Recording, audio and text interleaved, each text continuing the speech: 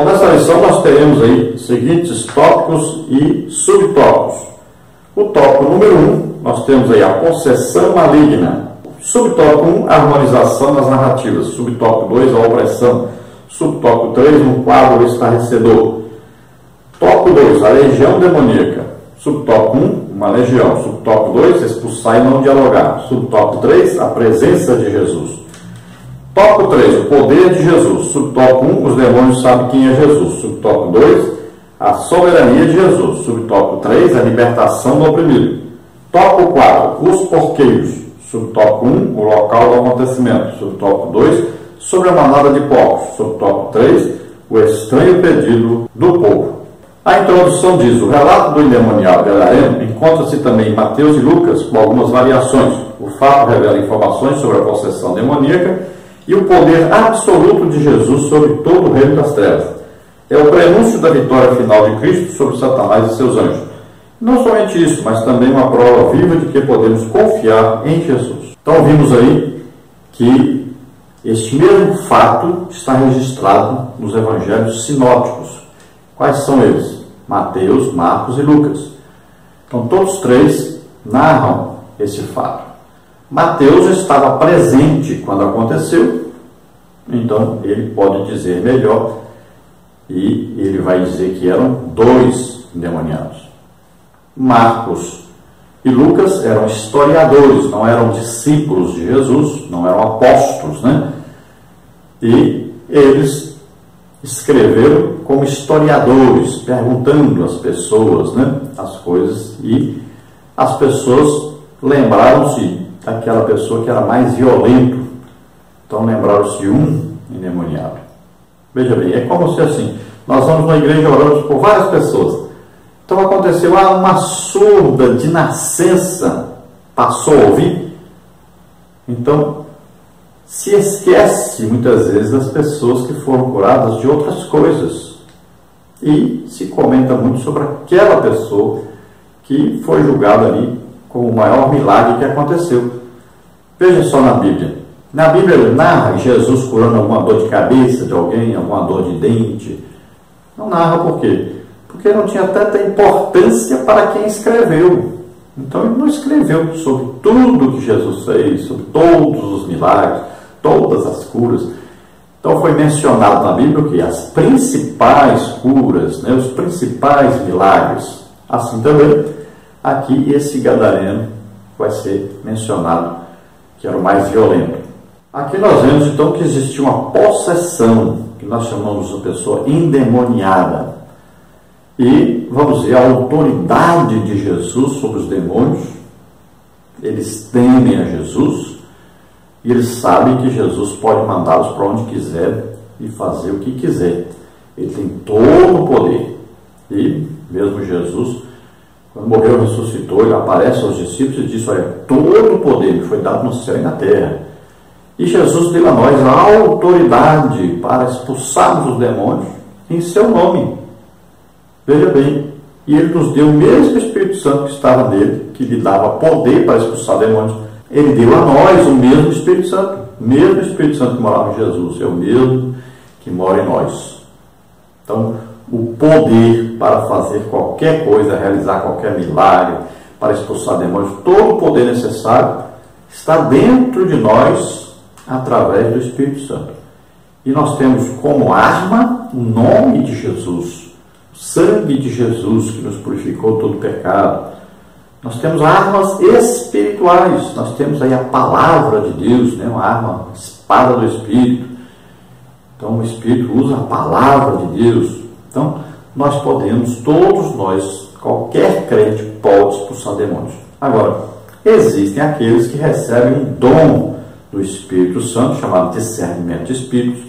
Esse ele vai enxergar, ele vai ver no mundo espiritual mais desse reino onde os demônios agem, e ele vai ter maior facilidade para expulsar esses demônios. Então, esta pessoa, ela pode sim saber vários nomes de demônios, e se ela conversar com um demônio, isso vai ser normal, natural. Muita gente tem medo realmente, né, de que um demônio fala na igreja. Ah, o demônio mente. Mas a gente vê muito demônio falando do pecado das pessoas e revelando, e depois a pessoa confirma, se arrepende, né? Pede perdão à igreja. Quantos adultérios foram descobertos assim? Quantos roubos na igreja, né? Quantos escândalos, quanta coisa errada foi descoberta assim? Então tem muita gente na igreja com medo, de repente, aí, de alguém expulsar um demônio e o demônio dizer alguma coisa que está acontecendo, né? Então viva em santidade, porque tanto você pode de repente ficar endemoniado porque está insistindo em permanecer no pecado, quanto você pode ser entregue por um demônio que vai revelar para todos que você anda fazendo escondido. Viva para Deus, em comunhão com Deus, em santificação. Você foi chamado para expulsar demônio e não para ser dedoado por um demônio. Então tenha total confiança em Jesus, no nome de Jesus, no poder do Espírito Santo.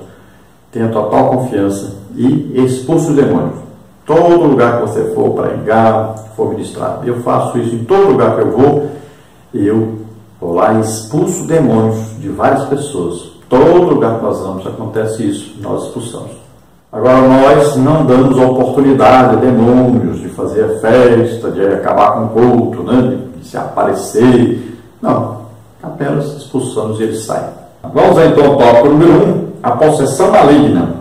Subtópico 1, a harmonização das narrativas. Subtópico 2, a opressão. Subtópico 3, um quadro esclarecedor. Subtópico 1, então, a harmonização das narrativas. Mateus afirma que foram 2 endemoniados, Mateus 8, 28, mas Marcos e Lucas registram apenas um, Marcos 5, 2 e Lucas 8, 27. Os pormenores descritos em Marcos são de um só, razão pela qual a narrativa está concentrada nele. Marcos e Lucas registraram apenas o mais violento e o mais feroz deles. O outro detalhe é que Mateus apresentou apenas um resumo do episódio, pois a sua ênfase é a autoridade de Jesus sobre os espíritos malignos. Mateus omite o fato de o porta-voz dos demônios se identificar como legião e também o desejo de o gadareno, após sua libertação, seguir Jesus. Então nós sabemos que Mateus escreve o seu evangelho para demonstrar então que Jesus é rei, né? Ele é poderoso. E Mateus não se concentra nos detalhes, mas ele estava ali, ele foi testemunha ocular do que aconteceu. Então ele conta e revela que eram 2 endemoniados na cidade de Gadara, né? E o Marcos e o Lucas eram historiadores, né? Quando foram consultar, pedir testemunho das pessoas para falar sobre aquilo, então eles falaram para eles a respeito daquele que era mais valente, que se destacou mais, né? Que era mais violento. Então eles não escreveram que eram 2 e escreveram mais detalhes porque perguntaram para várias pessoas sobre o fato ocorrido. Subtópico 2, a opressão. Os demônios aparecem como agentes de Satanás, causadores de males, dando às suas vítimas características típicas como força sobre-humana. Mateus 8, 28, 17, 15, Atos 19, 16. Poder de adivinhar, como está em Atos 16, 16. Conhecimento sobrenatural, como está no versículo 7. Eles atacam suas vítimas e, ao possuí-las, dominam suas faculdades mentais, levando-as à demência. Mateus 4, 24, 17, 15. E às vezes incapacitando-as de falar e de ver. Mateus 9, 32, 12, 22. Então quando a pessoa está endemoniada, está possessa, totalmente dominada por demônios, a pessoa fica totalmente diferente. Olha, por exemplo, ela pode falar com a voz diferente, ela pode querer bater nas pessoas, pode querer até matar as pessoas. A pessoa começa a querer se suicidar, quer tirar a própria vida. Muitas vezes pula no fogo, na água, né? Quer pular de lugares altos. Então a pessoa quer se suicidar. A pessoa pode ficar surda, pode ficar aí muda. A pessoa pode ter de repente um problema cardíaco. A pessoa pode de repente ficar maluco mesmo, louco, tá? Problemas psicológicos terríveis. A pessoa pode de repente querer andar quilômetros e quilômetros por toda parte. Andar sem parar, de dia, de noite. A pessoa não sente dor, fica com a força tremenda, porque não sente mais dor. Anda por todo lado, se corta, não sente dor mais. Prazer é maltratar aquele corpo, é destruir aquele corpo. Então é coisa terrível, possessão maligna, quando a pessoa está debaixo da possessão de demônio ou de vários demônios. Então na Bíblia existem vários exemplos de endemoniados, menino que pulava dentro do fogo, pulava dentro d'água. Vemos esse endemoniado que andava nu, andava no cemitério, que era violento, quebrava as correntes quando era amarrado com correntes. Então vemos aí vários exemplos na Bíblia. Vemos o caso daquela jovem, né, que adivinhava as coisas, mas ali não era uma possessão, né? Os demônios usavam ela para adivinhar uma coisa. Então não era uma possessão, caso de possessão. Vemos aí também o caso de, muita gente fala aí do Judas. O Judas não estava possuído, não estava debaixo de uma possessão, ele estava debaixo de uma orientação, né? O demônio entrou nele para orientá-lo a trair Jesus, mas não estava no total domínio de Judas. Também, lá quando Pedro então disse para Jesus que ele não poderia fazer aquilo, né, morrer na cruz e tal, só foi ali, Pedro não estava também possuído de demônios, está apenas uma orientação demoníaca. Então devemos separar isso. Possessão é uma coisa, um total controle de um demônio ou de demônios sobre uma pessoa. E tanto pode ser devido ao pecado, como pode ser também que a própria pessoa deseja isso. Um médium deseja isso, ele invoca demônios sobre ele. Às vezes uma criança, né, numa família, a família consagrou essa criança a demônios. Então veja só. Então existem os casos de uma possessão forçada, mas existem também os casos de uma possessão voluntária. Então pessoas que eles dizem, não, essa pessoa aqui foi escolhida, é um médium, tá?